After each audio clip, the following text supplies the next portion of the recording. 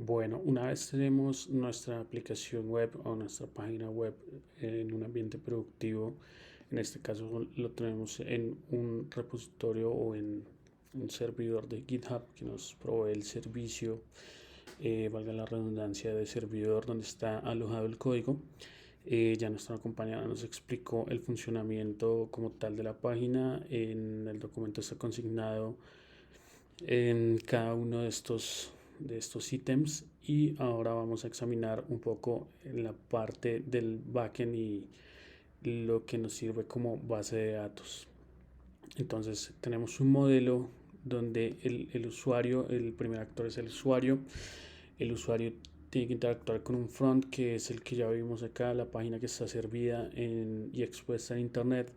Tenemos un front que puede ser accesado por el usuario desde cualquier dispositivo como computador, como laptop, o dispositivo móvil como tableta o celular. Tenemos el modelo de API, el modelo REST, donde llegan las peticiones de acuerdo a las necesidades que tengamos, ya sea con cualquiera de sus verbos, y el cual nos va a devolver una respuesta de acuerdo a lo que necesitamos, a esa acción que solicitamos, ya sea en la compra, en el registro o en bueno, cualquier acción dentro de la plataforma. Tenemos también cada uno de los endpoints dentro de este backend, el cual está diseñado para que nos devuelva o para tener una respuesta de parte del servidor con la información solicitada. Tenemos cada una de esas respuestas que serán devueltas en formato JSON e interpretadas por el cliente, que en este caso es los dispositivos de los que ya hablamos. Bueno, tenemos también la implementación del usuario dentro de la aplicación web. Tiene las características de una clase o los atributos de una clase básica de cualquier usuario, es decir, la información básica de cualquier usuario que nos permite identificar a este dentro del sistema, como un ID, un nombre, el email, que debe ser la llave primaria para identificarlo, al igual que el ID, la edad, que es muy importante pues en este caso en específico, y todo esto interactúa con el API, que también va a tener unas clases, o perdón, unos atributos que permitirán la interacción con el backend o con el servidor.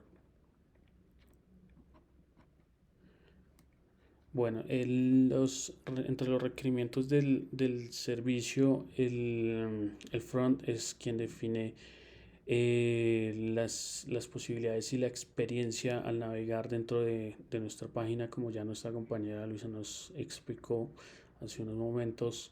Las funcionalidades que se reciben como parámetros deben ser en formato JSON. Esta es una convención del API REST.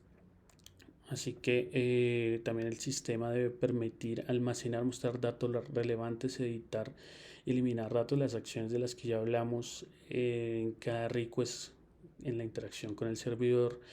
Dentro de las bases de datos se puede utilizar tanto el modelo relacional ya desarrollado en el documento, y apoyarse en el modelo no relacional o no SQL para garantizar una escalabilidad en ciertas funcionalidades.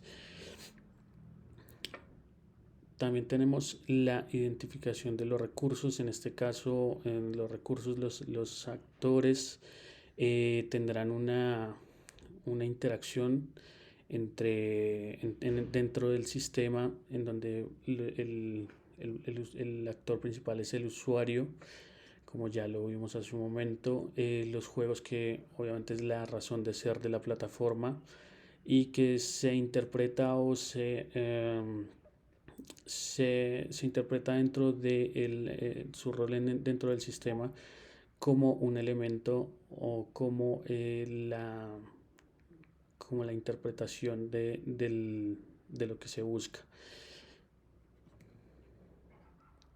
Aquí ya tenemos un poco más de código. Ya hemos hablado que vamos a tener un servidor, en este caso va a ser un servidor con el framework de Express. Express es una herramienta en JavaScript, basada en JavaScript, que nos permite interactuar con el servidor y convertir cualquier backend en un API y así implementar el modelo REST. Tenemos aquí un poco del código, la escritura del código, la arquitectura se puede ver aquí en las carpetas. Aquí tenemos, por ejemplo, el primer endpoint al que va a responder, que es la raíz, y tenemos un directorio público, perdón, no un directorio, sino unas características que el servidor va a utilizar para su funcionabilidad. También tenemos que tener todo el tiempo arriba este servicio, la disponibilidad. Aquí estamos hablando de la disponibilidad de la aplicación, y el servicio debe estar siempre arriba, que es algo que tiene cubierto, ya sea que tiene cubierto GitHub o cualquier proveedor de hosting o servidor, que debe garantizar que el usuario pueda acceder a los contenidos requeridos desde el cliente. Tenemos acá más de la implementación. Estamos hablando de que el front en este caso es HTML más CSS y JavaScript. Creo que es una configuración básica que se está usando en este momento en la industria, no solo en Colombia sino en Latinoamérica, y que permite la escalabilidad, que es lo que se busca. Si en algún momento determinado quisiéramos escalar dentro dentro de la aplicación a ofrecer otros servicios, se quiso tener en cuenta pues ese ítem de crecer hacia una cosa diferente o hacia un estado diferente de la aplicación.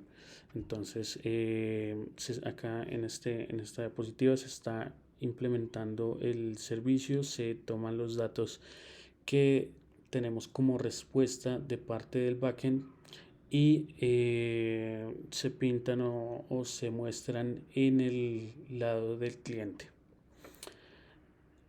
En esta diapositiva tenemos un modelo que es el que nos va a permitir hacer referencia en una posible base de datos, o en este caso no tenemos una conexión a base de datos como tal, sino bueno, por el tiempo tuvimos que usar un archivo en JSON, que es el que va a permitir el tema de la autenticación y el registro y la recuperación de los datos que tenemos del usuario, es decir, toda su información como usuario y la información de la compra. Entonces tenemos que es en JavaScript, que son funciones que se están usando referencias y que son las que se van a usar dentro de este servicio. Acá tenemos más ejemplos dentro del código de cómo se está utilizando las funciones, cómo se definen los modelos, cómo interactúan las diferentes variables dentro del servidor, entre el cliente y este servicio. Entonces tenemos aquí cuando ya el servidor está trabajando, lo podemos ver aquí de manera local, pero en el ambiente productivo también podríamos ver esta consola o la consola que le corresponda, indicándonos qué acción está realizando de acuerdo a qué parte del código es la que está, y pues eso lo logramos haciendo el debug de la aplicación que está escrita, como ya les mencionaba, en JavaScript. Entonces aquí el formulario, este formulario donde tenemos al usuario, hace una petición por el verbo get y la envía a nuestro API por medio del protocolo HTTP. Aquí ya es un ejemplo más claro de cuando el servidor está levantándose. En este caso tenemos el puerto 3000, generalmente es así, lo podemos cambiar sin ningún problema. Y a lo que va a apuntar, siempre el cliente desea buscar el servidor donde se encuentra alojado, o el localhost puede ser, si estamos hablando del ambiente local, puede ser nuestra propia computadora, o en el sistema, en el ambiente productivo, localhost se refiere al servidor. Entonces de ahí para adelante, Express nos permite cambiar ese nombre de acuerdo a las necesidades que tengamos. Por ejemplo, en este caso, acá tenemos el nombre del localhost o donde está alojado, y el nombre, el subdominio donde está la aplicación. Aquí podemos ver el inicio de sesión. Este es un correo electrónico de prueba que se utilizó para este video, y el funcionamiento es el esperado, donde el formulario nos lleva esta información del cliente como petición JSON al API, y el API hace el proceso dentro del backend, y eso nos retorna una respuesta. Acá tenemos más ejemplo del código. Aquí cuando ya se hace como tal la petición, los datos que llegan son estos. Se puede observar que son los mismos. Aquí hay un par de detalles para afinar, pero se dejaron así para mostrar el proceso de la llegada del request por medio del API.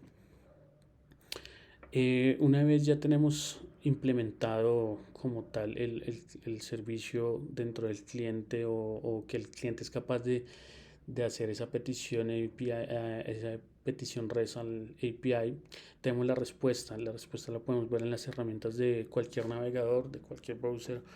En este caso es Google Chrome, y nos devuelve la respuesta que le estamos solicitando. Acá tenemos los códigos. En este caso, el estatus de los códigos nos devuelve que esta petición se ha hecho, y este es un caso de cuando no se hace por alguna razón, porque no se encuentra la información deseada o porque no existe ese endpoint. Algunas veces está en mantenimiento por parte de los equipos de desarrollo, y otras veces simplemente nos podría arrojar un error del servidor, pero pues esa no es la idea. Entonces tenemos también estos, algunos de los códigos HTTP que podemos obtener como respuesta, y con cada uno de los verbos indicados en el protocolo HTTP.